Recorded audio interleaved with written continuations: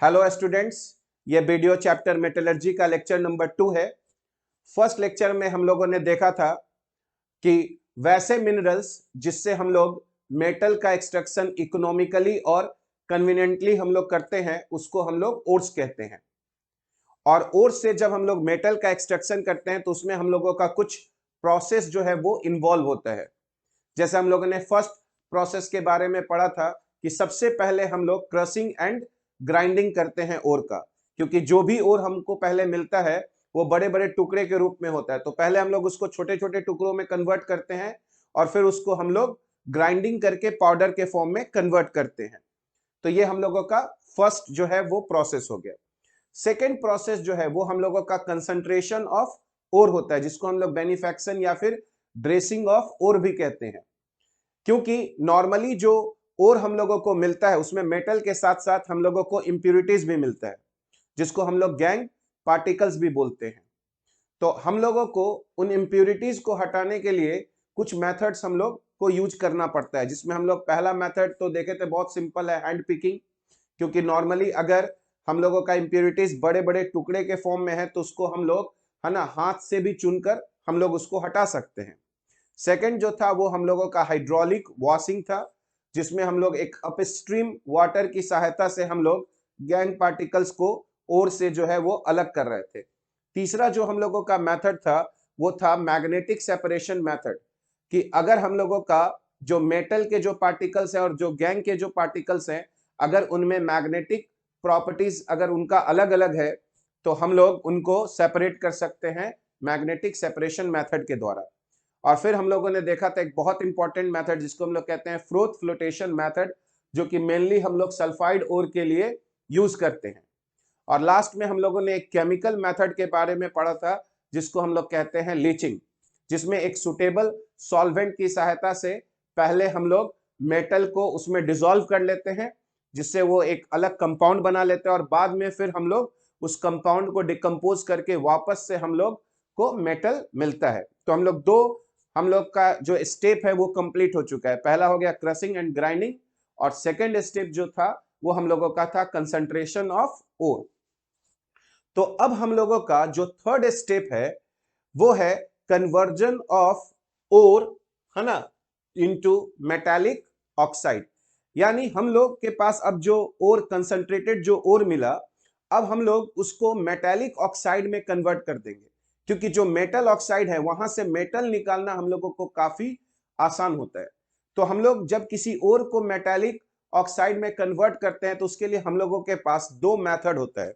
एक हम लोगों का कैल्सिनेशन होता है और दूसरा हम लोगों का रोस्टिंग होता है। कैल्सिनेशन में हम लोग किसी ओर को हीट करते हैं इन एब्सेंस ऑफ एयर या फिर लिमिटेड सप्लाई ऑफ एयर, यानी या तो एयर नहीं भी हो सकता है और अगर एयर होगा तो बहुत ही लिमिटेड अमाउंट में होगा। जबकि हम लोग रोस्टिंग में किसी भी नॉर्मली सल्फाइड ओर को हम लोग हीट करते हैं in presence of excess of air, जहां पर हम लोग उस सल्फाइड को कन्वर्ट करके ऑक्साइड में हम लोग उसको ले आते हैं। ठीक है, तो अब हम लोगों का जो यहां पर थर्ड हम लोगों का जो प्रोसेस होगा वो होगा conversion of the ore into metallic oxide, और इसमें हम लोगों का दो मेथड हो गया। फर्स्ट जो है वो है कैल्सिनेशन। ठीक है, it involves heating of the ore below its fusion temperature in absence of air. तो कैल्सिनेशन में हम लोग ओर को हीट करते हैं इन एब्सेंस ऑफ एयर या फिर limited supply of air below its fusion temperature, उसके मेल्टिंग पॉइंट से हम लोग बिलो उसको हीट करते हैं। तो इससे हम लोगों को क्या होता है, it removes the volatile matter which escapes living behind the metal oxide. तो हीट करने से क्या होता है कि जो भी वोलाटाइल इंप्यूरिटीज है, जैसे मान लीजिए अगर फास्फोरस हुआ या फिर आर्सेनिक हुआ, तो वो ऑक्साइड के फॉर्म में जो है वो वहां से बाहर निकल जाएगा, या फिर अगर कोई वोलाटाइल ऑर्गेनिक मैटर है तो वो भी हम लोगों का वहां से बाहर निकल जाएगा, और जो हम लोगों का ओर है वो कन्वर्ट हो जाएगा किसमें, ऑक्साइड में। तो मेनली हम लोग है ना कार्बोनेट और या फिर हाइड्रेटेड जो हम लोगों का है ना मेटालिक जो ऑक्साइड होते हैं उनके लिए हम लोग ये प्रोसेस करते हैं। जैसे कि अगर हम लोग देखें Fe2O3.XH2O, अगर हमारे पास हाइड्रेटेड फेरिक ऑक्साइड है और अगर हम लोग इसको हीट करेंगे तो यहां से हम लोगों को Fe2O3 सॉलिड मिलेगा और यहां से जो वाटर है वो वेपर के फॉर्म में हम लोगों का बाहर चला जाएगा। ठीक है, उसी तरह अगर हम लोग ZnCO3 को, एक कार्बोनेट और को अगर हम लोग यहाँ पर हीट करें तो क्या होगा हम लोगों का, तो ZnCO3 कन्वर्ट हो जाएगा ZnO सॉलिड में और प्लस CO2 जो है वो हम लोगों का बाहर निकल जाएगा। तो उस तरह से हम लोगों को एक यहाँ पर ऑक्साइड मिलेगा। उसी तरह अगर हमारे पास CaCO3.MgCO3 सॉलिड है और इसको अगर हम लोग हीट कर रहे हैं तो यहां से भी जो है ना, CO2 जो है वो बाहर निकल जाएगा और हम लोगों को calcium oxide plus magnesium oxide मिलेगा और ये CO2 जो है वो हम लोगों का बाहर निकल जाएगा। ठीक है, तो कैल्सिनेशन में हम लोग ओर को हीट करते हैं, है ना, इन एब्सेंस ऑफ एयर या फिर limited supply of air below its fusion temperature. ठीक है, जिससे हम लोगों का वोलाटाइल इंप्योरिटीज जो है वो बाहर निकल जाता है और ओर हमारा कन्वर्ट हो जाता है मेटालिक ऑक्साइड में। सेकेंड जो है वो हम लोगों का हो गया roasting. It is the process in which the concentrated ore is heated below its fusion temperature in presence of excess of air. तो इस केस में हम लोग क्या करते हैं, रोस्टिंग में हम लोग किसी ओर को हीट करते हैं in presence of excess of air below its fusion temperature, हम लोग उसको हीट करते हैं, जिससे क्या होता है हम लोगों का, ठीक है, जिससे हम लोगों का वोलाटाइल इंप्योरिटीज इसमें भी हम लोगों को बाहर निकल जाता है और जो हम लोगों का सल्फाइड ओर होता है, जो मेनली हम लोग रोस्टिंग में सल्फाइड ओर यूज करते हैं, वो कन्वर्ट हो जाता है हम लोगों का ऑक्साइड में। यानी ये हम लोग यूज करते हैं रोस्टिंग किसके लिए, मेनली फॉर सल्फाइड ओर्स। जैसे अगर हम लोग देखें हमारे पास ZnS है, तो अगर हम लोग ZnS का अगर, है ना, रोस्टिंग करते हैं यानी हीटिंग करते हैं इन प्रेजेंस ऑफ अगर हम लोगों का O2, तो यहाँ पर क्या हो जाएगा, तो यहाँ पर हमको ZnO मिलेगा जिंक ऑक्साइड और SO2 जो है वो हम लोगों का बाहर निकल जाएगा। उसी तरह अगर हम लोगों के पास क्यूप्रस सल्फाइड है और उसको अगर हम लोग हीट करते हैं तो क्या होगा हम लोगों का, तो यहां से हम लोगों को क्यूप्रस ऑक्साइड मिलेगा और SO2 जो है वो हम लोगों का बाहर निकल जाएगा। ठीक है, कैल्सिनेशन या रोस्टिंग जो हम लोग जिस फर्नास में करते हैं उसका नाम जो होता है वो होता है रिवर्बरेटरी फर्नास। रिवर्बरेटरी फर्नास में हम लोग किसी भी ओर को डायरेक्ट जो है वो हीट नहीं करते हैं। तो मैंने एक एनिमेशन का लिंक दिया था ऐप पर, अगर तुम लोग उस वीडियो को देखोगे तो उसमें अलग अलग टाइप के फर्नास को बताया गया है। तो जो रिवर्बरेटरी फर्नास होता है उसमें एक तरफ से इनलेट रहता है जिससे हम लोगों को एयर आता है और उसमें हम लोग ओर को हीट करते हैं, इनडायरेक्ट वे में हम लोग उसको हीट करते हैं। तो अगर उसी एयर होल को अगर हम लोग क्लोज कर दें या फिर बहुत थोड़ा सा अगर ओपन करें तो ये कैल्सिनेशन हो जाएगा। और अगर हम लोग उस होल को अगर हम लोग, है ना, पूरा ओपन रख दें जिससे पूरे हम लोगों को एक्सेस अमाउंट में एयर जो है वो फर्नास में इंटर करे, तो ये हमारा रोस्टिंग हो जाएगा। यानी हम लोग जो हमारा एयर का जो होल होता है उसको अगर हम लोग, है ना, उसको हम लोग हैंडल करके, है ना, कैल्सिनेशन और रोस्टिंग जो है दोनों जो है वो हम लोग रिवर्बरेटरी फर्नास में करा सकते हैं। ठीक है, तो यहां पर हम लोग देख रहे हैं कि कैल्सिनेशन एंड रोस्टिंग में be carried out in the same reverberatory furnace. तो अगर कैल्सिनेशन कराना है तो एयर का फ्लो हम लोगों को थोड़ा रोकना होगा। ठीक है, तो जो एयर का जो होल होगा उसको हम लोग बंद कर देंगे और अगर रोस्टिंग कर रहे हैं तो हम लोगों को एयर चाहिए, तो उसके लिए हम लोग फिर जो होल होगा एयर का उसको हम लोग ओपन कर देंगे, तो हम लोगों को एक्सेस ऑफ एयर हम लोगों को मिलना शुरू हो गया। यानी अब हम लोगों के पास क्या हो गया, अब हम लोगों के पास ऑक्साइड बन चुका है, यानी मेटल का ऑक्साइड जो है वो हम लोगों को बन चुका है। अब नेक्स्ट हम लोगों का स्टेप क्या है कि उस मेटल के ऑक्साइड का हम लोगों को रिडक्शन करना है। रिडक्शन का मतलब हो गया रिमूवल ऑफ ऑक्सीजन, ताकि वो जो मेटालिक ऑक्साइड है वो हम लोगों का कन्वर्ट हो जाए किसमें, मेटल में। ठीक है, तो इसके लिए हम लोग क्या करते हैं कि जो हम लोगों के पास जो हम लोगों का मेटल ऑक्साइड है उसको हम लोग किसी रिड्यूसिंग एजेंट के साथ जो है वो हीट करते हैं। तो रिड्यूसिंग एजेंट क्या करता है, वो ऑक्सीजन को कैप्चर कर लेता है और हम लोगों को जो मेटल मिलता है वो इम्प्योर स्टेट में हम लोगों को मेटल मिलता है। तो इसके लिए बहुत सारा हम लोगों के पास रिड्यूसिंग एजेंट्स है, जिसमें अगर हम लोग पहला अगर हम लोग इसमें मेथड को पढ़े, है ना, फर्स्ट अगर हम लोग यहाँ पर रिडक्शन देखें तो वो होगा reduction with carbon and carbon monoxide. तो कार्बन या तो अगर हम लोग कोक पाउडर या फिर चारकोल अगर हम लोग ले, तो कार्बन जब लिमिटेड सप्लाई ऑफ एयर के संपर्क में आएगा तो कार्बन C+O2 जो है वो CO यानी कार्बन मोनोऑक्साइड अपने आप जो है वो बना देता है। ठीक है, तो अगर हम लोग किसी मेटालिक ऑक्साइड को कार्बन, है ना, या फिर कार्बन मोनोऑक्साइड के साथ अगर हम लोग हीट करें तो वहां से हम लोग को मेटल मिल सकता है, यानी वो कार्बन या कार्बन मोनोऑक्साइड क्या करेगा, वो ऑक्सीजन को क्या कर लेगा, कैप्चर कर लेगा। तो ये जो मेथड है जिसको हम लोग कहते हैं कार्बन रिडक्शन मेथड, इसको हम लोग स्मेल्टिंग भी बोलते हैं। तो ये जो कार्बन रिडक्शन मेथड है, ये हम लोग किस मेटल के यूज के लिए, यानी किस मेटल के ऑक्साइड से हम लोग को मेटल निकाल सकते हैं। तो ये 4 मेटल यहां पर हम लोगों को नाम एकदम याद रखना होगा, आयरन, टीन, है ना, जिंक और लेड। तो ये 4 के लिए हम लोग क्या यूज करते हैं, कार्बन, है ना, रिडक्शन मेथड हम लोग यूज करते हैं, जिसमें जो हमारा कैल्सिन्ड या फिर जो रोस्टेड ओर है ना, उसके साथ हम लोग कोक पाउडर को मिक्स करते हैं और साथ ही साथ उसमें एक हम लोग एडिशनल सब्सटेंस को हम लोग ऐड करते हैं, जिसको हम लोग कहते हैं फ्लक्स। क्योंकि जो हमारा मेटालिक ऑक्साइड है उसमें भी हमारे पास इंप्यूरिटीज हैं, यानी उसमें भी गैंग है।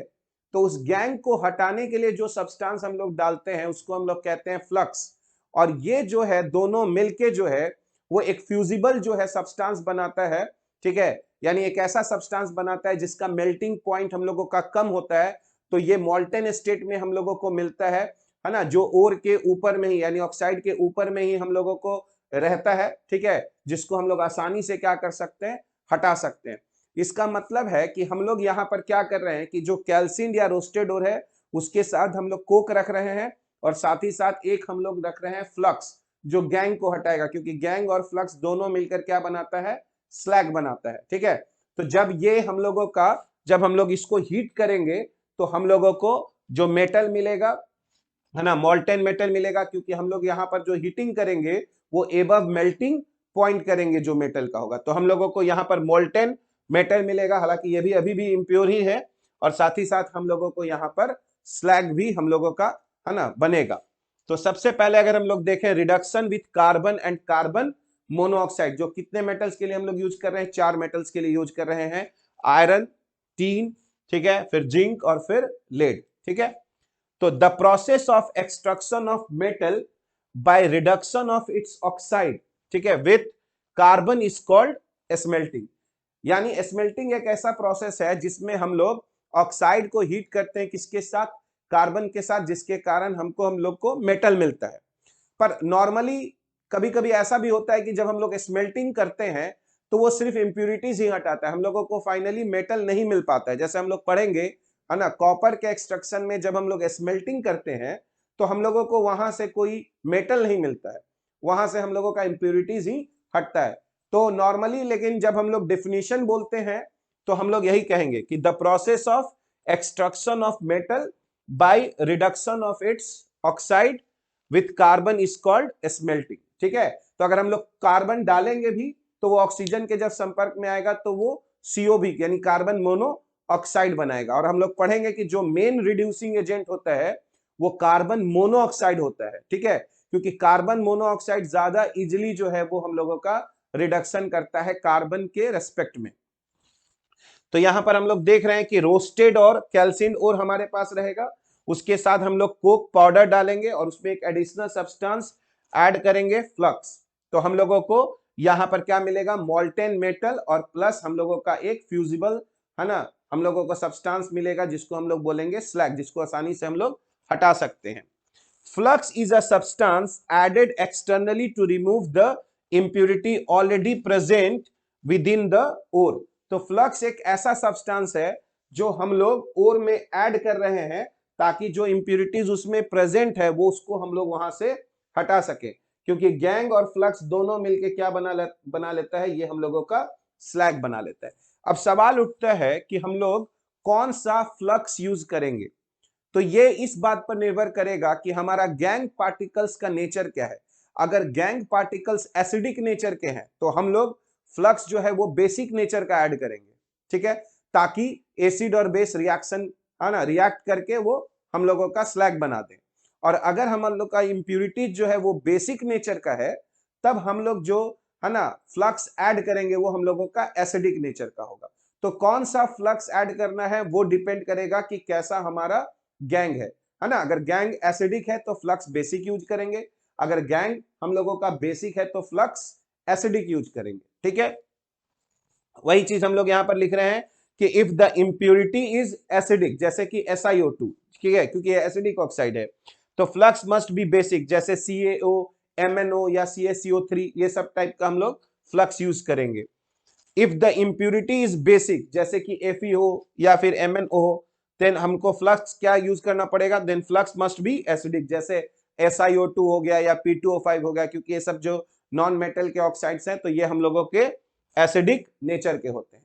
तो अगर हम लोग कुछ एग्जांपल्स देखें जहां पर हम लोग कार्बन रिडक्शन मेथड यूज करते हैं, तो जैसे अगर हमारे पास Fe2O3 है और इसको अगर हम लोग कार्बन के साथ अगर हम लोग हीट कर रहे हैं तो यहाँ पर क्या होगा, तो ये जो रिडक्शन हो जाएगा यहाँ पर Fe2O3 का, और यहां से हम लोगों को 2Fe+3CO हम लोगों को मिलेगा। उसी तरह अगर हम लोग SnO2 को 2CO के साथ यानी कार्बन मोनोऑक्साइड के साथ हिट करें तो हम लोगों को Sn+2CO2 मिलेगा। ठीक है, यानी हम लोग ने अभी देखा कि कार्बन रिडक्शन मेथड जो है उसी को हम लोग स्मेल्टिंग कहते हैं, और उसमें हम लोग क्या कहते हैं, क्या करते हैं, किसी कैल्सिन्ड ओर या फिर रोस्टेड ओर को कोक पाउडर के साथ हम लोग मिक्स करते हैं, और साथ ही साथ एक एडिशनल सब्सटेंस हम लोग क्या डालते हैं, फ्लक्स, और उसको जब हम लोग हीट करते हैं तो हम लोगों को इम्प्योर मेटल और स्लैग मिलता है। और फ्लक्स कौन सा यूज करना है ये इस बात पर डिपेंड करेगा कि हम लोगों का इम्प्योरिटी जो है वो किस नेचर का है।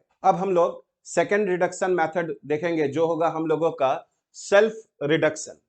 तो जैसा कि नाम ही बता रहा है, सेल्फ रिडक्शन का मतलब क्या होगा कि कोई सल्फाइड ओर है और जिसका हम लोग रोस्टिंग कर रहे हैं, तो जैसे ही सल्फाइड ओर है ना रोस्ट हो रहा है तो वो ऑक्साइड बनाएगा।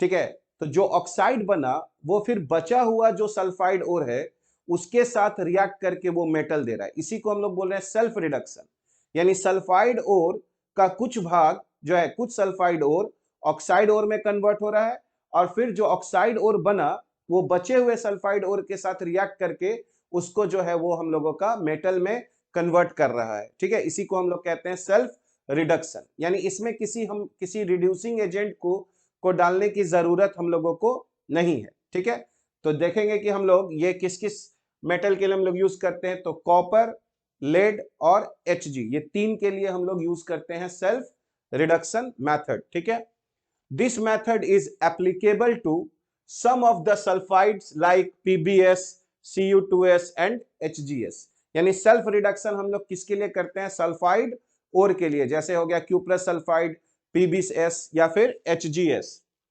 Here the sulfide ore is partially roasted into its oxide, which in turn reacts with unreacted sulfide to produce molten metal। यानी हम लोग यहाँ पर सल्फाइड ओर का कुछ भाग को कन्वर्ट कर रहे हैं ऑक्साइड ओर में, और ऑक्साइड ओर जो बना है ना वो अब हम लोगों का जो बचा हुआ सल्फाइड ओर है उसके साथ रिएक्ट करके उसको मॉल्टेन मेटल में क्या कर रहा है, हम लोगों का कन्वर्ट कर रहा है। जैसे अगर हम लोग देखें कि जब हम लोग PbS को रोस्टिंग करेंगे है ना, PbS प्लस 2PbS+3O2, तो यहाँ 2PbO+2SO2 बनेगा, और जैसे ही ये PbO बना ये PbO फिर बचे हुए PbS के साथ रिएक्ट करके हम लोगों को है ना यहाँ पर Pb बनाएगा मॉल्टेन स्टेट में, और साथ ही साथ हमारा जो SO2 गैस बनेगा वो हम लोगों का बाहर निकल जाएगा। तो इसको हम लोग कहते हैं सेल्फ रिडक्शन मेथड, और इसमें हम लोगों को कोई अलग से रिड्यूसिंग एजेंट डालने की जरूरत नहीं है। तीसरा जो मेथड है वो हम लोगों का होता है थर्माइट रिडक्शन, या उसको हम लोग गोल्ड स्मिथ थर्माइट प्रोसेस भी बोलते हैं। ठीक है, तो कुछ हम लोगों का मेटल का ऑक्साइड है जैसे क्रोमियम का या फिर आयरन का या फिर टाइटेनियम का, तो इन मेटल ऑक्साइड्स का जो मेल्टिंग पॉइंट होता है ये बहुत ही हाई होता है, तो इनके लिए हम लोग कार्बन रिडक्शन मेथड जो है वो हम लोगों का यूजफुल मेथड नहीं है। तो ऐसे ऑक्साइड का अगर हम लोग को रिडक्शन करना है तो हम लोग एल्यूमिनियम पाउडर का हेल्प लेते हैं, क्योंकि एल्यूमिनियम का भी मेल्टिंग पॉइंट जो है वो बहुत ही ज्यादा है, इन सब मेटल से ज्यादा होता है। तो हमारे पास जो क्रोमियम ऑक्साइड्स हो गए या आयरन के ऑक्साइड्स हो गए या टाइटेनियम के ऑक्साइड्स हो गए, अगर इनमें से अगर हम लोगों को मेटल को निकालना है तो हम लोग यूज करते हैं एल्यूमिनियम पाउडर, और जो कंसंट्रेटेड ओर होता है हम लोगों का और जो एल्यूमिनियम पाउडर मिक्स करेंगे उसी मिक्सचर को हम लोग थर्माइट बोलते हैं, और इसलिए प्रोसेस का नाम जो है हम लोगों का थर्माइट प्रोसेस होता है। तो ये हम लोग किसके लिए यूज कर रहे हैं, क्रोमियम, Mn, Fe, टाइटेनियम। ठीक है, the metal oxides having very high melting points are very difficult to reduce by carbon reduction method, जिनका मेल्टिंग पॉइंट बहुत ज्यादा होता है उसको हम लोग कार्बन रिडक्शन मेथड से रिड्यूस नहीं कर सकते हैं। ठीक है, this can be reduced by thermite reduction method, ठीक है, using aluminium powder as reducing agent. यानी हम लोग यहाँ पर एल्यूमिनियम पाउडर को यूज करते हैं एज अ रिड्यूसिंग एजेंट। तो ये जो पूरा प्रोसेस है ये ऐसा होता है कि हम लोग के पास पहले एक मैग्नीशियम रिबन होता है, उस मैग्नीशियम रिबन को पहले हम लोग जलाते हैं, फिर उसके नीचे हम लोगों का मैग्नीशियम पाउडर और बेरियम ऑक्साइड का एक लेयर होता है जो बर्न करता है, जिससे हम लोग को एनर्जी मिलता है और इतना एक्टिवेशन एनर्जी हम लोगों को, है ना, जो चाहिए वो उससे मिल जाता है, जिससे फिर ये हम लोगों का थर्माइट जो है वो बर्न होना हम लोगों का शुरू हो जाता है। तो मेनली हम लोग को समझना है कि इसमें हम लोग रिड्यूसिंग एजेंट जो है वो एल्यूमिनियम पाउडर हम लोग यूज करते हैं। तो जैसे अगर Cr2O3 सॉलिड है उसको एल्यूमिनियम पाउडर के साथ अगर हम लोग हीट करेंगे तो यहाँ से हम लोगों को क्रोमियम मिलेगा लिक्विड स्टेट में और Al2O3 सॉलिड स्टेट में, क्योंकि इसका मेल्टिंग पॉइंट बहुत ही हाई होता है। उसी तरह अगर 3Mn3O4 solid plus 8Al solid अगर हम लोग हीट करें, है ना, Mn3O4 को एल्यूमिनियम के साथ, तो यहाँ पर हम लोग को Mn मैग्नीज मिलेगा लिक्विड स्टेट में और साथ ही साथ फिर हम लोगों को Al2O3 भी मिलेगा। ठीक है, लेकिन ये हम लोगों का सॉलिड स्टेट में मिलेगा। तो यानी हम लोग यहाँ पे जो थर्ड मेथड देख रहे हैं उसमें हम लोग रिड्यूसिंग एजेंट यूज कर रहे हैं एल्यूमिनियम पाउडर को, है ना, और ये हम लोगों का कहलाता है थर्माइट प्रोसेस। तो अभी तक हम लोग तीन प्रोसेस देखे, एक कार्बन रिडक्शन मेथड था जिसमें हम लोग रिड्यूसिंग एजेंट कार्बन या कार्बन मोनोऑक्साइड यूज कर रहे थे। दूसरा हम लोगों का सेल्फ रिडक्शन था जहां पर जो ऑक्साइड और बन रहा है वही सल्फाइड को फिर से कन्वर्ट कर दे रहा है हम लोगों को मेटल में। और तीसरा है हम लोगों का थर्माइट, है ना, प्रोसेस, जिसमें हम लोग एल्यूमिनियम पाउडर यूज कर रहे थे। फोर्थ जो होता है वो हम लोगों का होता है इलेक्ट्रोलाइटिक रिडक्शन। जैसा कि हम लोग जानते हैं कि अल्कली मेटल्स जैसे सोडियम पोटेशियम हो गया या alkaline earth metals calcium magnesium हो गया या एल्यूमिनियम हो गया, ये सब खुद ही बहुत ही बेहतरीन रिड्यूसिंग एजेंट है।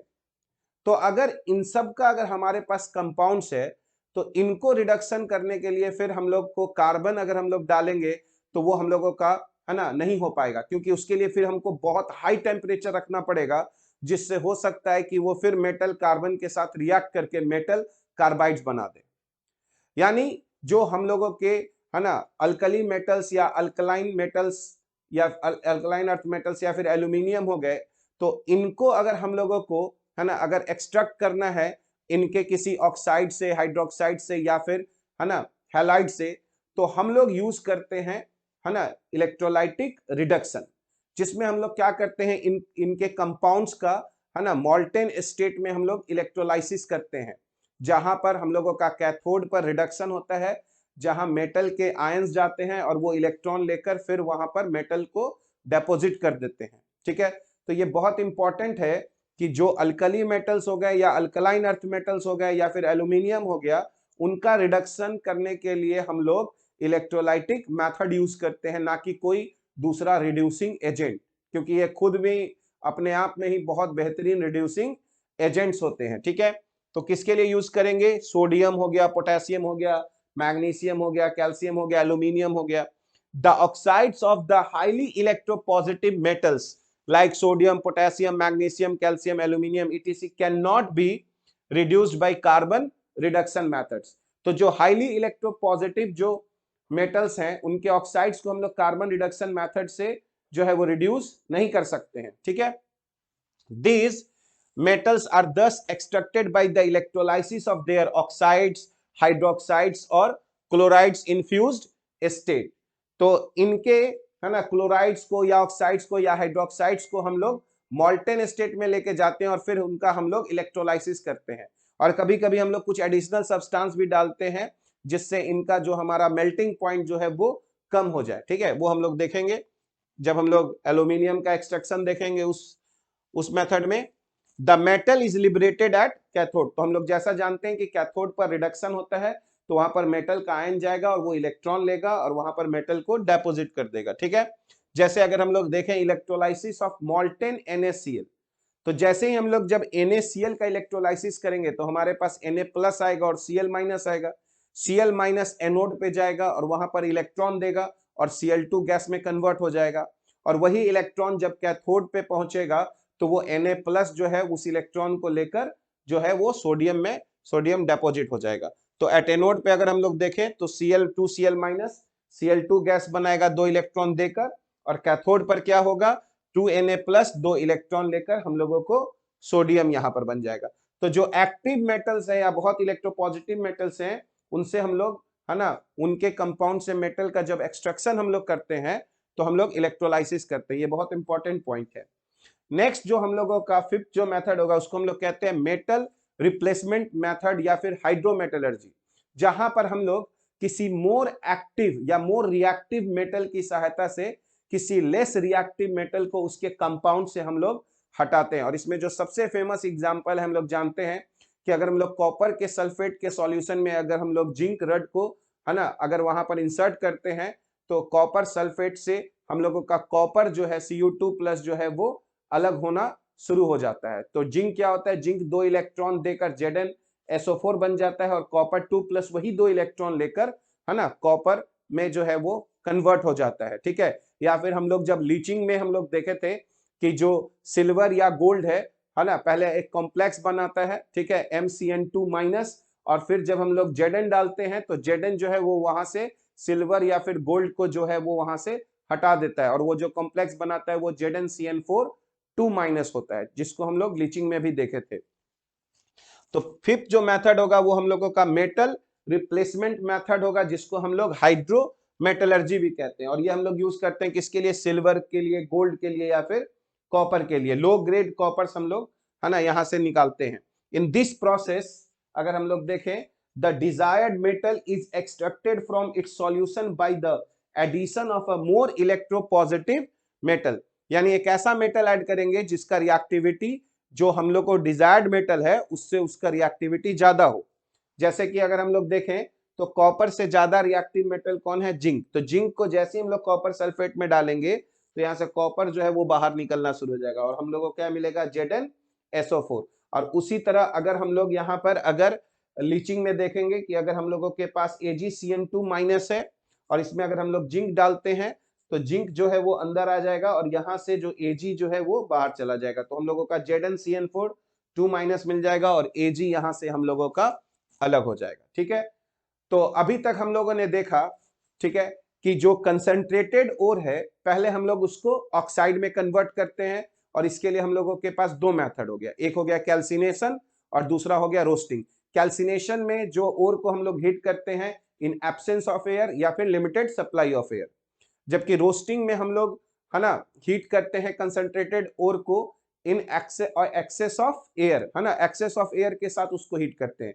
और रोस्टिंग मेनली हम लोग सल्फाइड ओर के लिए करते हैं।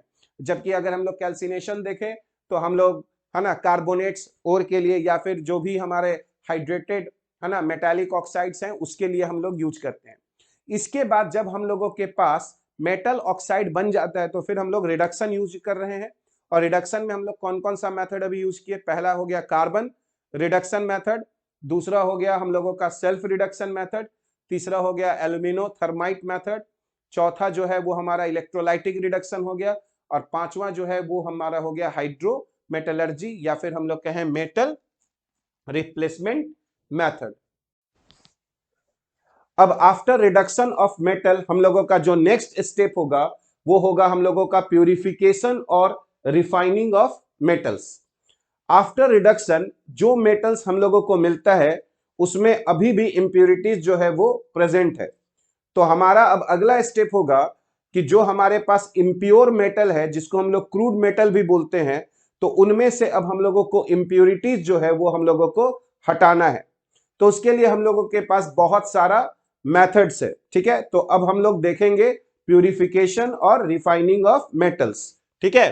तो प्यूरिफिकेशन और रिफाइनिंग ऑफ मेटल्स क्या है, the process of purifying the crude या फिर impure metal is called refining. तो जो हमारे पास इम्प्योर मेटल जो अभी हम लोग को मिला, है ना, उसको अगर हम लोग उसमें से इंप्योरिटीज हटाने का जो प्रोसेस है उसी को हम लोग, है ना, रिफाइनिंग कहेंगे। और some of the common methods of refining are, जिसमें हम लोगों को फर्स्ट पढ़ना है वो है डिस्टिलेशन। डिस्टिलेशन में हम लोग क्या करते हैं, जैसे मान लिया जाए हमारे पास जो मेटल है उसका बॉइलिंग पॉइंट कम है और जो हमारा इम्प्यूरिटीज है उसका बॉइलिंग पॉइंट ज्यादा है। तो हम लोग क्या करेंगे, हम लोग जो हमारे पास इम्प्योर मेटल यानी जो क्रूड मेटल है उसको हम लोग हीट करेंगे, और हीट करने से हम लोगों का क्या होगा कि जो मेटल जो हमारा जिसका बॉइलिंग पॉइंट कम है वो हम लोगों को वेपराइज हो जाएगा और इम्प्यूरिटीज जो है उससे अलग हो जाएगा। ठीक है, तो हम लोग यहां पर देख सकते हैं डिस्टिलेशन में, in this method the impure metal is evaporated to obtain the pure metal as distillate. ठीक है, तो ये मेथड हम लोग उन मेटल्स के लिए यूज करते हैं जिनका बॉइलिंग पॉइंट हम लोगों का कम होता है, जैसे हम लोगों का जिंक हो गया या फिर मरकरी हो गया, ग्रुप 12 जो एलिमेंट्स है जिनमें हम लोग देख रहे थे कि जो मेटालिक बॉन्डिंग होता है उनमें है ना कमजोर होता है, जिसके कारण उनका बॉइलिंग पॉइंट कम हो जाता है। ठीक है, this is very useful for low boiling metals like zinc and mercury. ठीक है, तो पहला मेथड हो गया हम लोगों का डिस्टिलेशन। उसी तरह सेकेंड मेथड होता है हम लोगों का लिक्वेशन। लिक्वेशन का मतलब हुआ कि मान लिया जाए हमारे पास जो मेटल है ना, उसका मेल्टिंग पॉइंट कम है और जो इंप्योरिटीज है उसका मेल्टिंग पॉइंट ज्यादा है। तो हम लोग क्या करेंगे, जो हमारा इंप्योर मेटल है उसको एक स्लोपिंग सरफेस पर रख लेंगे और उसको हीट करेंगे। तो हीट करने से जो हमारा मेटल है जिसका मेल्टिंग पॉइंट क्या है, कम है, वो क्या होगा, वो मेल्ट हो जाएगा, और मेल्ट होकर चूंकि स्लोपिंग पर हम लोगों ने रखा है तो वो धीरे धीरे मेटल जो है वो नीचे जाकर जो है वो हम लोगों का एकत्रित हो जाएगा और जो इंप्योरिटीज है वो हमारा उसी तरह बचा हुआ रहेगा। ठीक है, तो इसको हम लोग यूज करते हैं वैसे मेटल्स के लिए जिनका मेल्टिंग पॉइंट कम होता है, जैसे कि टीन। ठीक है, तो सेकेंड मेथड जो है वो है हम लोगों का liquation. In this method a low melting metal like tin can be made to flow on a sloping surface. ठीक है, in this way it is separated from higher melting impurities. तो इस तरीके से अगर हम लोग देखें तो जो हमारा मेटल है जिसका मेल्टिंग पॉइंट कम है वो मेल्ट कर गया। ठीक है, और वो जो इंप्योरिटीज था जिसका मेल्टिंग पॉइंट ज्यादा था वो मेल्ट नहीं किया। तो हम लोगों को जो जब स्लोपिंग सरफेस पर रखेंगे तो नीचे जो है वो हम लोगों का मेटल जो है वो हम लोगों का इकट्ठा हो जाएगा। ठीक है, अब हम लोग थर्ड मेथड देखेंगे जो बहुत इंपॉर्टेंट होगा, जिसको हम लोग कहते हैं इलेक्ट्रोलाइटिक रिफाइनिंग। इलेक्ट्रोलाइटिक रिफाइनिंग जैसा कि नाम ही सजेस्ट कर रहा है कि इसमें हम लोग इलेक्ट्रोलाइसिस करेंगे। यानी इस मेथड में हम लोग क्या करते हैं कि जो इंप्योर मेटल होता है हम लोगों का उससे हम लोग एक एनोड बनाते हैं। ठीक है, जैसे मान लिया जाए हम लोगों को कॉपर को प्यूरिफाई करना है, तो हम लोग क्या करेंगे कि जो कॉपर है हम लोगों का इंप्योर, उससे हम लोग एक एनोड बनाएंगे और प्योर कॉपर हम लोग लेंगे और उससे हम लोग कैथोड बनाएंगे। यानी हम लोग इंप्योर कॉपर का एनोड बनाते हैं और प्योर कॉपर का हम लोग कैथोड बनाते हैं। ठीक है, और फिर हम लोग जो मेटल को प्यूरिफाई कर रहे हैं उसी का हम लोग एक सॉल्ट लेंगे जो वाटर में सॉल्युबल होगा, जो हम लोगों का इलेक्ट्रोलाइट का काम करेगा। जैसे कि अगर हम लोग यहाँ पर कॉपर को प्यूरिफाई कर रहे हैं तो हम लोग यहाँ पर कॉपर सल्फेट लेंगे। ठीक है, अब जैसे ही हम लोग इसको एक एक्सटर्नल बैटरी से जब हम कनेक्ट करेंगे तो क्या होगा, तो यहां पर जो कॉपर 2+ प्रेजेंट है यहां पर सॉल्यूशन में कॉपर 2+, ये कॉपर 2+ कैथोड की तरफ जाएगा, है ना, क्योंकि कैथोड यहां पर निगेटिवली चार्ज है और वो वहां से 2 इलेक्ट्रॉन लेकर, है ना, इस कैथोड पर जो है वो कॉपर क्या होगा, डेपोजिट होगा, है ना, और जितना कॉपर यहां पर डेपोजिट होगा उतना ही कॉपर इस इंप्योर से मेटल से जो है वो यहां पर कॉपर जो है वो सॉल्यूशन में आ जाएगा। ठीक है, यानी एनोड जो है जो हम लोगों का इंप्योर है ना मेटल है कॉपर का, तो वहां से कॉपर जो है वो डिसॉल्व होगा कॉपर 2+ बनाकर सॉल्यूशन में, और यहीं से कॉपर 2+ जो है वो फिर जाकर कैथोड पर डेपोजिट हो जाएगा। और जो इंप्यूरिटीज जो यहां से निकलेगा वो हम लोगों का ये नीचे जाकर यहां पर हम लोगों का एनोड के नीचे जो है वो इकट्ठा हो जाता है और इसी को हम लोग एनोड मड बोलते हैं। ठीक है, तो धीरे धीरे क्या होगा, तो धीरे धीरे ये जो मेटल है, जो इंप्योर मेटल जो है जिससे हम लोग एनोड बना है, तो एनोड का थिकनेस जो है वो कम होना शुरू होगा क्योंकि वहां से कॉपर हट रहा है, और जो हमारा कैथोड है जो प्योर वहां पर कॉपर जाकर डेपोजिट हो रहा है उसका थिकनेस हम लोगों को है ना ज्यादा होने लगेगा। तो इस तरह से हम लोग यहां पर कॉपर को, जो हमारे पास जो इंप्योर कॉपर है उसको यहां से हटाकर हम लोग प्योर करके, है ना, कैथोड पर उसको डेपोजिट कर रहे हैं। इसी मेथड को हम लोग इलेक्ट्रोलाइटिक रिफाइनिंग कहते हैं। ठीक है, तो जो हम लोगों का थर्ड मेथड है electrolytic refining. In this method the impure metal is made to act as anode, यानी यहां पर हम लोग इम्प्योर मेटल का क्या बनाते हैं, एनोड। ये इंपॉर्टेंट पॉइंट है। A strip of the same metal in pure form is used as cathode, और उसी मेटल का जो एक प्योर स्ट्रिप हम लोग लेंगे वो हमारा कैथोड का काम करेगा। ठीक है, both anode and cathode are placed in suitable electrolytic bath containing soluble salt of the same metal, और दोनों इलेक्ट्रोड को हम एक इलेक्ट्रोलाइटिक सॉल्यूशन में वहां पर डिप कर देंगे, और वो वहां पर वो इलेक्ट्रोलाइट होगा जो उसी मेटल का एक सॉल्यूबल सॉल्ट होगा। जैसे कॉपर के लिए हम लोग कॉपर सल्फेट लेंगे। ठीक है, ऑन पासिंग करेंट, तो क्या होगा जब हम लोग करंट पास करेंगे, on passing current metal ions from the electrolyte are deposit at the cathode, है ना, in the form of pure metal. तो जब हम लोग इलेक्ट्रिसिटी पास करेंगे तो जो कॉपर 2+ यहां पर है वो कैथोड के पास जाएगा और वहां 2 इलेक्ट्रॉन लेकर डेपोजिट हो जाएगा। ठीक है, और उसी तरह while equivalent amount of metal dissolves from the anode into the electrolyte in the form of metal ions, तो जितना मेटल आयंस यहां पर डेपोजिट होगा उतना ही मेटल आयंस यहां इम्प्योर मेटल से जो है वो सॉल्यूशन में आएगा। ठीक है, तो धीरे धीरे यहां से सारा मेटल हटते हटते हम लोगों का यहां पर जाकर वो डेपोजिट हो जाएगा। ठीक है, द इम्प्यूरिटीज, और जो इम्प्यूरिटीज होगा, है ना, the impurities fall down below the anode as anode mud, और जो इम्प्यूरिटीज है वो हमको एनोड के नीचे मिलेगा एनोड मड के रूप में, जिसमें हम लोगों को गोल्ड, प्लैटिनम या फिर हम लोगों को सिल्वर के पार्टिकल्स यहां पर हम लोगों का मिल सकता है। ठीक है, तो एनोड पे क्या होता है, एनोड पे ऑक्सीडेशन होता है।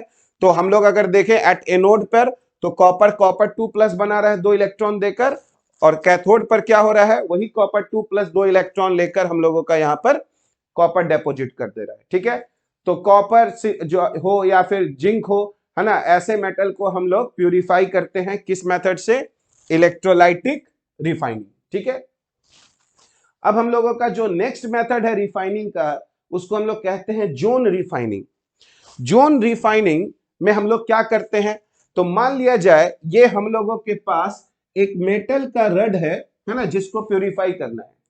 तो हम लोग क्या करते हैं, जैसे ये मेटल का रड है और इसको प्यूरिफाई करना है, तो हम लोग यहाँ पर एक मोबाइल हीटर लेते हैं रिंग के फॉर्म में, और वो इस मेटल से हम लोग इसको क्या करते हैं, इस रिंग को गुजारते हैं। तो अगर ये रिंग है तो हम लोग इस मेटल से इस रिंग को गुजारते हैं। तो इससे क्या होता है कि जो मोबाइल हीटर है वो हीट जनरेट करता है, तो मेटल जो है वो यहाँ पर मेल्ट होना शुरू होता है, और जो इम्प्यूरिटीज होते हैं, है ना, वो मॉल्टेन स्टेट में ज्यादा रहना चाहते हैं, ना कि सॉलिड स्टेट में। तो जैसे जैसे हम लोग मोबाइल हीटर को, है ना, यहां से हम लोग पास करते जाएंगे, तो यहां का जो रीजन है पहले मेल्ट होगा, फिर जैसे ही हीटर इधर आएगा तो ये मॉल्टेन जोन जो है वो सॉलिड होना चाहेगा, और जो हमारा यहाँ पर जो रीजन है ये रीजन मेल्ट करना चाहेगा।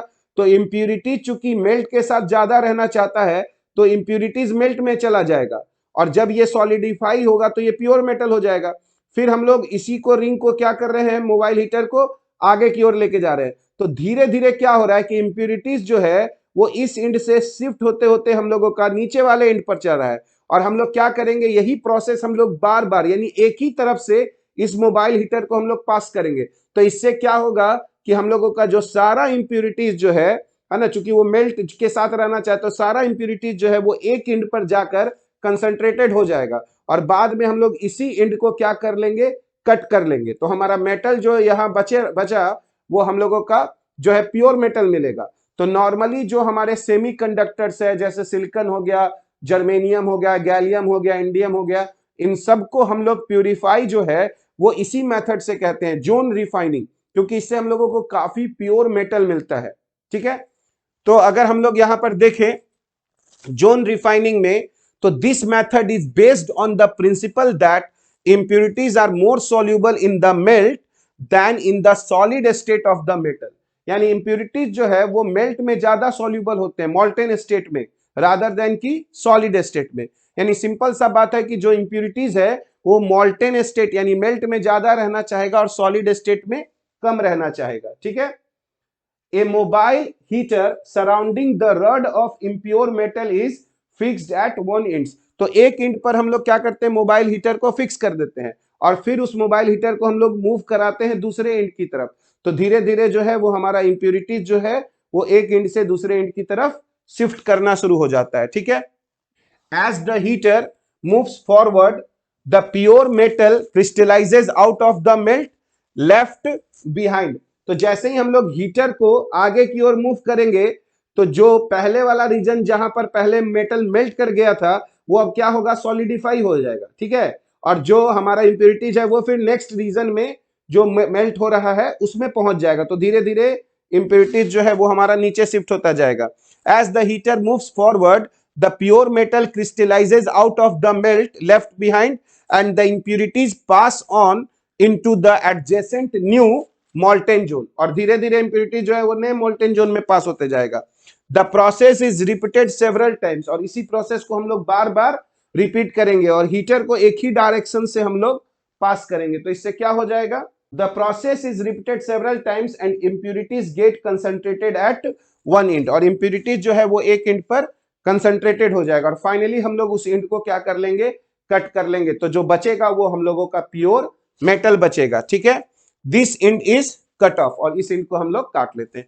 तो हम लोग इससे किसको हम लोग प्यूरिफाई करते हैं, germanium, silicon, boron, gallium, indium, है ना। तो यहां से जो हम लोगों को मेटल मिलता है ना, उसमें हम लोग कहते हैं कि इंप्योरिटीज जो है वो बहुत ही कम बचता है। ठीक है, मतलब इससे हम लोग हाईली जो है वो प्यूरिफाइड मेटल जो है वो हम लोग बना सकते हैं। अब हम लोग नेक्स्ट मेथड देखेंगे रिफाइनिंग का, जो होगा हम लोगों का वेपर फेज रिफाइनिंग। तो मान लिया जाए हमारे पास मेटल है और उसके साथ हम लोगों का इंप्यूरिटीज है। तो हम लोग क्या करेंगे, एक सुटेबल रिएजेंट लेंगे और उस मेटल का रिएक्शन उस रिएजेंट के साथ कराएंगे और एक वोलाटाइल कंपाउंड बना लेंगे। यानी जो कंपाउंड बनेगा वो वेपर फेज में चला गया, यानी इंप्यूरिटीज जो है वो अब अलग हो गया और जो कंपाउंड बना वो वेपर फेज में चला गया। लेकिन अब जो वेपर फेज में जो कंपाउंड मिल रहा है उसमें मेटल है ना उस रिएजेंट के साथ जुड़ा हुआ है। तो अब हम लोग क्या करेंगे, वापस से उस वेपर फेज वाले कंपाउंड को हीट करेंगे और मेटल को और जो हमारा रिएजेंट है जो जुड़ा हुआ है उन दोनों को क्या कर देंगे, हम लोग अलग कर देंगे। ठीक है, यानी इसमें हम लोग दो हम लोग काम करते हैं। पहले मेटल को है ना एक वोलाटाइल कंपाउंड में कन्वर्ट करते हैं एक सुटेबल रिएजेंट के जरिए और बाद में उस वोलाटाइल कंपाउंड को वापस हम लोग हीट करते हैं जिससे मेटल और वो रिएजेंट जो है वो हम लोगों का अलग हो जाता है। ठीक है, तो हम लोगों का अगला जो मेथड है वो है वेपर फेज रिफाइनिंग। ठीक है, in this method the metal is converted into its volatile compound which is collected and decomposed to give pure metal। यानी सबसे पहले मेटल को हम लोग एक वोलाटाइल कंपाउंड में कन्वर्ट कर लेंगे और फिर बाद में उसको डिकम्पोज कराएंगे जिससे हम लोगों को प्योर मेटल मिल जाएगा। ठीक है, तो इसके लिए हम लोगों को दो रिक्वायरमेंट्स है। ठीक है, so the two requirements are, पहला क्या है, the metal should form a volatile compound with an available reagent. यानी जो रिएजेंट है हम लोगों के पास है ना उससे मेटल रिएक्ट करे और वोलाटाइल कंपाउंड बने, पहला रिक्वायरमेंट हो गया। और दूसरा रिक्वायरमेंट ये है कि the volatile compound should be easily decomposable.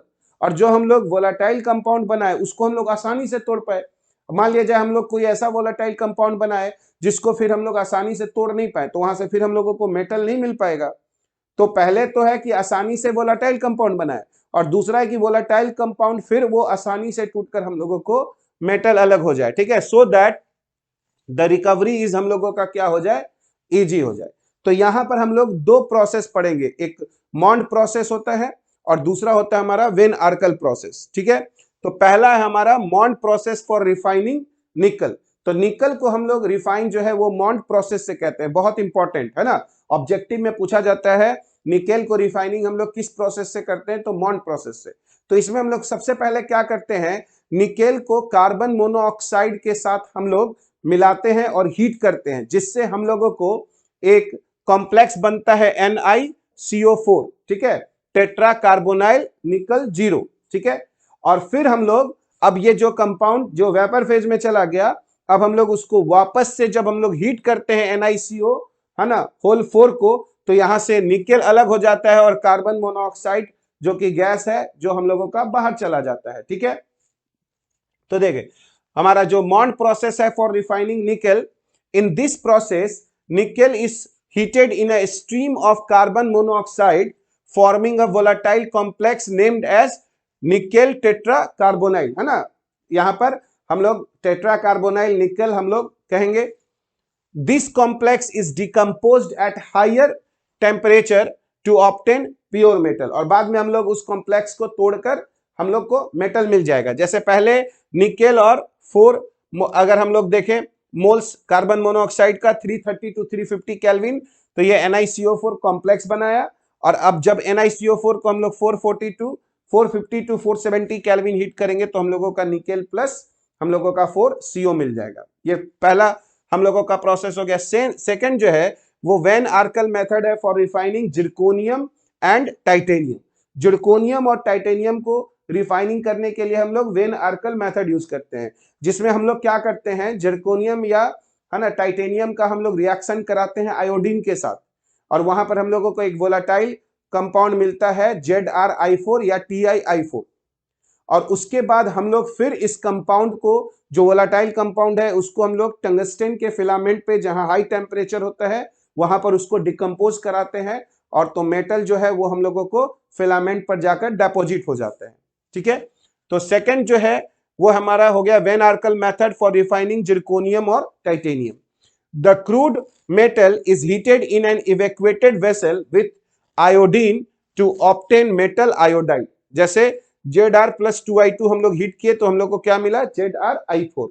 और the metal iodide is then decomposed on a tungsten filament, और फिर जो ZrI4 यहां पर है उसको हम लोग टंगस्टेन फिलामेंट पर हीट के जरिए उसको डिकम्पोज कराते हैं, जिससे हमारा जर्कोनियम और आयोडीन जो है हम लोगों का यहां से अलग हो जाता है। ठीक है, तो हम लोग जो वेपर फेज रिफाइनिंग है उसमें दो हम लोग प्रोसेस पढ़ रहे हैं, यानी दो मेथड। एक हो गया हम लोगों का मॉन्ड प्रोसेस फॉर रिफाइनिंग निकल, और दूसरा हो गया van Arkel method for refining zirconium and titanium. अब हम लोग लास्ट मेथड देखेंगे प्यूरिफिकेशन ऑफ मेटल का, जो होगा हम लोगों का क्रोमेटोग्राफिक मेथड। क्रोमेटोग्राफिक मेथड में हम लोग क्या करते हैं, सबसे पहले कि एक ग्लास का ब्यूरेट लेते हैं और उसमें हम लोग एक सॉलिड इंसर्ट करते हैं, जिसको हम लोग स्टेशनरी फेज हम लोग बोलते हैं। जैसे मान लिया जाए Al2O3, तो इसमें हम लोग Al2O3 को फिल कर देंगे, जो कि हमारा स्टेशनरी फेज कहलाएगा। और एक सेकेंड फेज होता है जिसको हम लोग कहते हैं मोबाइल फेज। मोबाइल फेज जो है वो फेज होता है जिसमें हम लोगों के कंपोनेंट्स होते हैं जिनको हम लोगों को सेपरेट करना होता है। और अब हम लोग इस मोबाइल फेज को इस स्टेशनरी फेज के थ्रू हम लोग पास कराते हैं। तो इसमें जो भी हमारे डिफरेंट कंपोनेंट्स होंगे वो जब इस स्टेशनरी फेज से पास होंगे तो उनका एड्जॉर्प्शन होगा।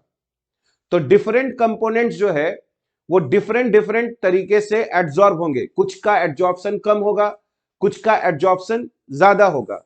तो जिसका एड्जॉर्प्शन जो है वो ज्यादा होगा उसका जो मूवमेंट है इस स्टेशनरी फेज के थ्रू वो स्लो होना शुरू हो जाएगा, और जिस कंपोनेंट का एड्जॉर्प्शन है ना कम होगा उसका जो मूवमेंट है वो यहां पर फास्ट होना शुरू होगा। तो हम लोगों को यहां पर जो लेयर्स है, ये लेयर्स हम लोगों का यहां पर अलग हो जाएगा, क्योंकि डिफरेंट कंपोनेंट का जो एड्जॉर्प्शन है वो डिफरेंट रेट से हो रहा है। तो जो कंपोनेंट का ज्यादा एड्जॉर्प्शन हुआ वो स्लो मूवमेंट करने लगेगा, और जिसका जो एड्जॉर्प्शन, जिस कंपोनेंट का एड्जॉर्प्शन कम हुआ है उसका मूवमेंट हमारा फास्ट होने लगेगा। तो क्या होगा कि जो डिफरेंट कंपोनेंट्स है वो हम लोग का यहाँ पर डिफरेंट लेयर्स बना लेंगे, और फिर हम लोग एक सुटेबल सॉल्वेंट की सहायता से उन लेयर्स को हम लोग अलग कर लेते हैं। तो ये मेथड हम लोगों का क्रोमेटोग्राफिक मेथड कहलाता है, और उसमें ये जो है हम लोगों का कॉलम क्रोमेटोग्राफी होता है। और भी बहुत सारे क्रोमेटोग्राफी के मेथड होते हैं, पर हम लोग जो यहाँ पर देख रहे हैं वो कॉलम क्रोमेटोग्राफी है, जिसमें हम लोगों का दो फेज होता है, एक स्टेशनरी फेज और एक मोबाइल फेज। मोबाइल फेज को हम लोग पास करते हैं थ्रू स्टेशनरी फेज। तो जो मोबाइल फेज में जो डिफरेंट कंपोनेंट्स है उनका एड्जॉर्प्शन जो होता है वो डिफरेंट रेट से होता है। जिसका एड्जॉर्प्शन ज्यादा होता है वो स्लो मूव करता है, जिसका एड्जॉर्प्शन कम होता है वो फास्ट मूव करता है, और इस तरह से लेयर्स जो है वो हम लोगों का अलग हो जाता है। ये प्यूरिफिकेशन मेथड जो है वो नॉर्मली हम लोग तब यूज करते हैं जब मेटल हम लोगों के पास बहुत ही कम अमाउंट में है, और साथ ही साथ मेटल और इम्प्योरिटीज के बीच में केमिकल जो प्रॉपर्टीज का जो डिफरेंस है वो भी बहुत कम है, यानी दोनों सिमिलर केमिकल प्रॉपर्टीज अगर शो करते हैं तो उनको हम लोग किसी और मेथड से फिर जो है सेपरेट नहीं कर पाते, तब हम लोग यहाँ पर कॉलम क्रोमेटोग्राफी हम लोग मेथड यूज करते हैं। तो हम लोगों का जो नेक्स्ट मेथड है वो है chromatographic methods. This method is based on the principle that different components of a mixture are adsorbed to different extent on an adsorbent. तो ये जो हम लोगों का मेथड है वो इस बात पर आधारित है कि जो हमारा एड्सॉर्बेंट होता है वो डिफरेंट डिफरेंट कंपोनेंट्स को जो है वो डिफरेंट एक्सटेंट में वो अपने ऊपर है ना उनका एड्सॉर्प्शन करता है। तो इस मेथड में हम लोग क्या करते हैं, the mixture is put on to a stationary phase. तो हम लोग मिक्सचर को जो है वो स्टेशनरी फेज के थ्रू पास होने देते हैं, विच मे बी सॉलिड और अ लिक्विड। तो जो ये स्टेशनरी फेज है ये सॉलिड भी हो सकता है और लिक्विड भी हो सकता है, ठीक है। अ प्योर सॉल्वेंट है ना, या फिर ए मिक्सचर ऑफ सॉल्वेंट्स और a gas is allowed to move slowly है ना ओवर द स्टेशनरी फेज। तो एक प्योर सॉल्वेंट भी हम लोग ले सकते हैं, या मिक्सचर ऑफ सॉल्वेंट जिसको हम अलग करना चाहते हैं, या फिर कोई गैस फेज जिसमें हमारे मिक्सचर्स हो और उनको हम लोग इस स्टेशनरी फेज के थ्रू पास होने देते हैं। तो क्या होता है हम लोग का, different components of the mixture get separated gradually as the moving phase moves.